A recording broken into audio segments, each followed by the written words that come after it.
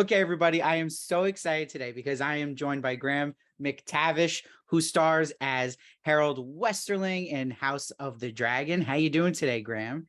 Very, very good. How are you? I'm doing great. I am so excited to talk to you like the whole world is right now. I am just so invested in this show, and you absolutely kill it in the show. Oh, thank Um, yeah, and it's interesting for people too to know that Harold Westerling is only mentioned in the Brooks briefly. Was that you. more exciting for you in a sense that anything could happen with this character? Yes, in a word, yes, absolutely. It just allows a whole lot of latitude in terms of where they choose to take the character and what he does and what he doesn't do. Yeah, so pretty much a clean slate, which is ideal. I mean, it was always one of the sort of slightly sad parts of my role in Outlander was that I knew from the very beginning that I was going to get horribly murdered by my nephew. So it was a bit of a downer on the first day at work to know, 2.5 years later you'd be dead. So yeah. Yeah, so you got open season with this, which is a way less intense thing you have to deal with. So Yeah. also what's interesting too is what was your first reaction when you saw that each episode has this time jump going on? Where is that something crazy for you to kind of experience? Yeah. Well, to have two sets of cast for quite a number of the characters. I mean, probably, I think at least 6, if not more, actually. I mean, and the rest of the cast age, obviously, but in my case, in quite a subtle way. Basically, I'm, I have a darker beard, and then 10 years later, I have the beard that I have now. But when Ryan talked to me about it, he was saying, yeah, there's a whole number of people that age 10 years, so we have to get young versions of them. My immediate honest reaction was, oh no, because that can go really badly wrong. It just can. But they have really pulled it off. I mean, the two young people that play the young Rainier and young Alicent are fantastic, and the older versions of them are equally brilliant. I mean, I really wouldn't say, I'm not just saying that, they really are amazing. So they've completely pulled it off. And I think that when people see that change, they'll be completely on board with it. Oh, that's good to hear, because I think a lot of people are falling in love with this cast now that we're all kind of like, I hope they can live up. This big shoes to fill, Oh, no. They fill those boots. What the interesting thing was that we started filming with the older members of the cast. Oh. Yeah, because of the scheduling, we shot episode 7 first. Oh, Yeah. wow. I know, insane. We shot episode 7 first, so we got to know all of the older characters. We did loads of rehearsals with them. We got to hang out together and all the rest of it.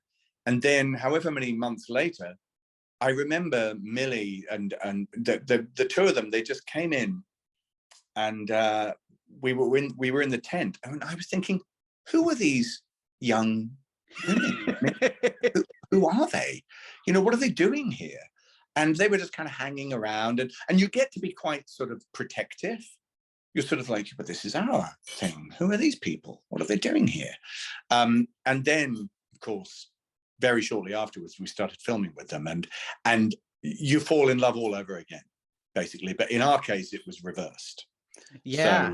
So it was a strange one, but trust me, everything was great.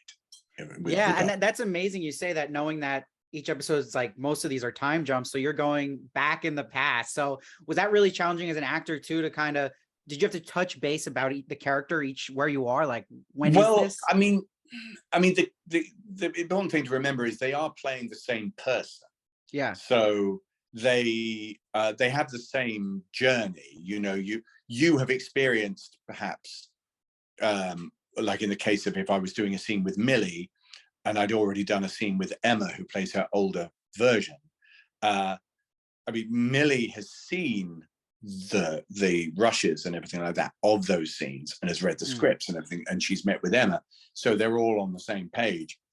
I didn't feel at any point there was any sort of strange kind of like, oh, no. It was only that moment when they came in the tent. I remember we were having lunch and I looked over and they were kind of in civilian clothes. They were in their normal clothes. And I was sitting there in a suit of armor and all that stuff. And you're like, you feel a little bit sort of invaded. Like, what are they doing? These usurpers coming in to take over.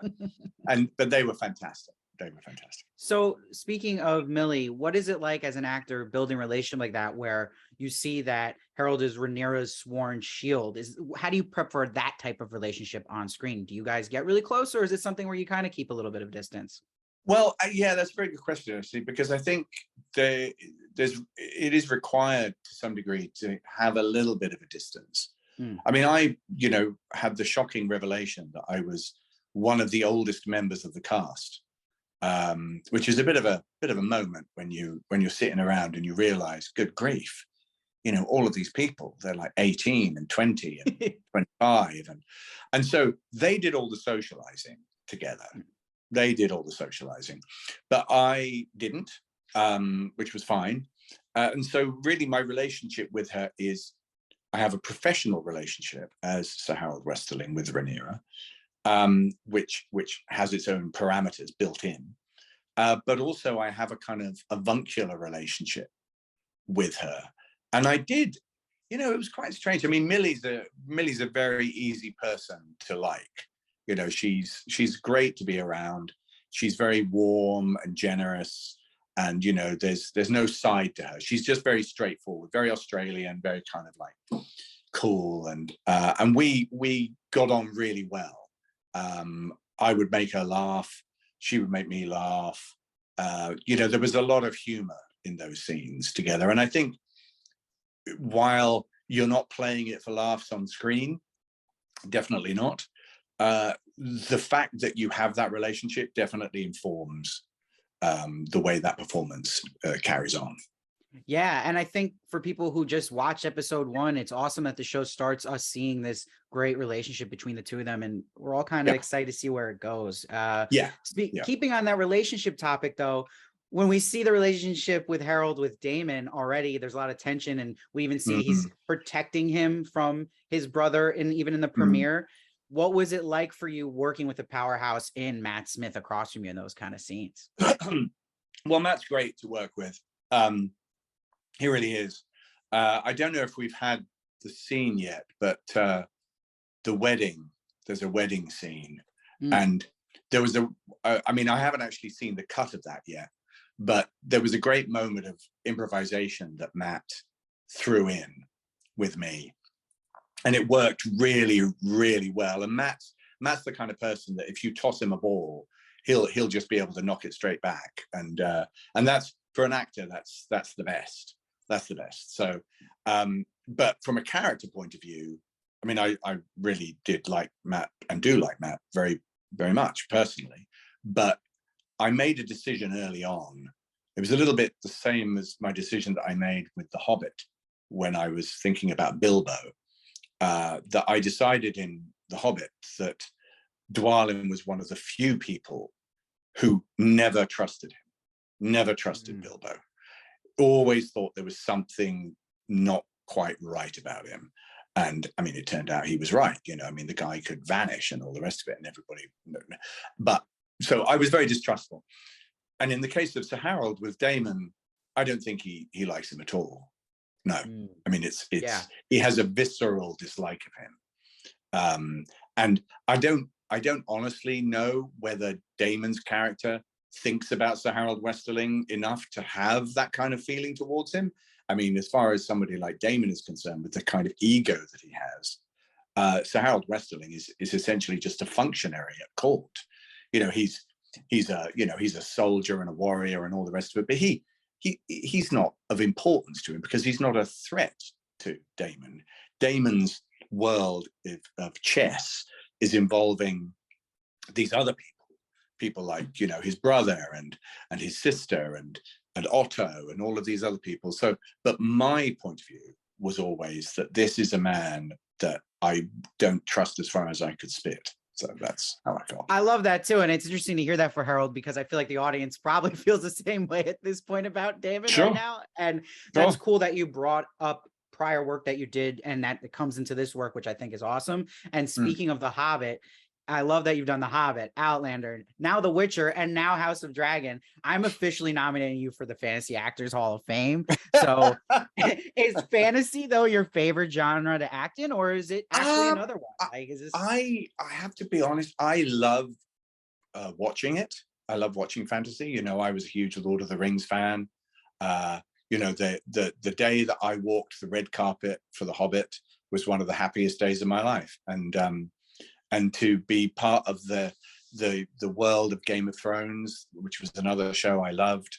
I'm a pretty big nerd. You know, in the same way that I know that Henry Cavill talks about it himself, that he's a nerd as well. And we were talking about this on set the other day. We're both self-proclaimed nerds, and we're happy with that. I mean, we both have an interest in painting Warhammer figures, for instance. You know, I just love all that stuff. But that doesn't mean that I don't like other things as well. I love action movies. You know, I loved doing Rambo. I would love to do. I'm just rewatching Battlestar Galactica at the moment, the Ron Moore version, and it really has rekindled a desire to do a really great science fiction project at some point, because that's another genre that I love. I'm not so interested in kind of courtroom drama and hospitals and, you know, doctor stuff, or, you know, cop stuff, yes, villains, yes, soldiers, you know, all the rest of it. I'm kind of almost simple, really, in my it's kind of worrying, really, but I do enjoy them. Yeah. Yeah, no, that's great to hear. And I think fans love that too, because we hope that the actors in the show are loving it as much as we are. So it's great that it's cool to hear that. Yeah. And that's what I was asking you too, as we're like speaking in this big moment of Game of Thrones, like, what has it been like for you though, that you are now a part of something this big, that it's appointment television? It's literally the Sunday night event across the world. Like, is it scaring you a little bit, or are you getting a thrill? Do you know what? I don't think it's really sunk in yet, if I'm honest. I really don't think it has. Yeah, I mean, I'm notorious, as many actors are actually, for not watching the things that they're in. You know, I haven't seen many things that I've been in, apart from at premieres of them. And that's partly a conscious decision, because I'm so aware of the process that we went through making them, that it's very difficult to feel any kind of detachment. You're just constantly critical, or you're remembering, oh my goodness, I remember exactly what was happening just before that was done. I remember Risa fans making a joke just before that take. I remember, so it takes you out of the story a little bit, inevitably, because you're there with the nuts and bolts of the making of it. But I mean, goodness me, I'd be mad not to love the popularity of House of the Dragon, in the same way that I've really loved the popularity of Outlander and The Hobbit and now The Witcher. That these are shows that fans really love, and I've been really lucky because all of them are tied to an existing fandom, and the responsibility of doing that and not screwing it up, you know, I mean, you try not to think about it, to be honest, but I mean, I know, for instance, Ryan Condal, one of the showrunners on House of the Dragon, was a massive Game of Thrones fan, a huge Game of Thrones nerd, a man who literally sought out George R.R. Martin when we were doing a pilot together, me and Ryan, in New Mexico, went to have dinner with him because he wanted to make that connection. And then years later, there he is making a TV show. And I love that. I love that was that man's dream, literally his dream. And when I saw him at the premiere, I said, "You must be so proud to have achieved this." And he went, "Yeah, it's taking a bit to take it on board." And, you know, but he, I mean, we're talking best part of 10 years that it's taken him. Yeah. From the very beginning. Yeah. Yeah. And I think that's cool too. You mentioned that it's this baked in fan base. So you felt that pressure, it seems like. And I guess you feel this sigh of relief now that it's universally loved right now, right? Like, oh yeah, I mean, it's crazy. You know, I've been very aware. People have been letting me know about how it's being received by the fans, by critics, and the numbers, and all of that sort of thing. And it's very difficult to comprehend these sort of things, really. You know, when you come from a background in theatre, which was really, you know, where I started, you would perform to an audience of hundreds a night. And you would feel, wow, that was great. You know, look, there was 600 people saw that performance. And the idea of, you know, 10 million people watching something, you can't comprehend it. It's impossible. yeah, that's a good comparison too. I never thought of it like that with theater and a big stage like HBO Sunday night. Now, before I let you go, Graham, we see in the episode 4 teaser that Harold again is stepping in front of Daemon, which got me very excited. So, you know, can you maybe give us like a 1-word tease for maybe the next episode, or just kind of describe it like in a way that would get us kind of excited? Oh, goodness me. Oh, no. Well, in terms of confrontations with Daemon, I mean, with me, Harold's relationship with Daemon is always tempered by the fact that he is, however much I dislike him personally, he is a member of the royal family. So I have to, there's if I use one word to describe Harold generally, it's containment. He has to contain himself a lot. He's privy to everything, and he has to hold a great deal in, not necessarily always, but certainly with this. So I don't want to give, I'm very loath to give too much away. So no, I think that's perfect. And that's enough for us to kind of just go into any hints you might have subconsciously given us without knowing. But oh God. Oh, no, no. Graham, thank you so much, seriously. And everybody watch Graham just crush it in House of the Dragon on HBO and HBO Max every Sunday at 9 p.m. Graham, I hope to talk to you in the future. Thanks for joining me, man. Thank you very much, mate. My pleasure.